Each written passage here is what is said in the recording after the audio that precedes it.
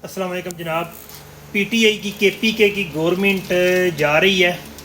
ये जितना भी सिस्टम बैठा हुआ है, काजी फायद ईसा की एक्सटेंशन 100% क्लियर है और केपी की गवर्नमेंट को भी जनाब ये फ़ारग करने जा रहे हैं। अगर ये मेरी बात झूठी हुई ना तो मैं व्लॉग करना छोड़ दूंगा। मेरे पास इतनी कन्फर्म न्यूज़ आई है। बस इतना ही कहूँगा कि अगर आप चाहते हैं कि इमरान खान को बतौर लीडर और चाहते हैं कि इस मुल्क में इनकलाब आए तो स्टेप ले लीजिएगा।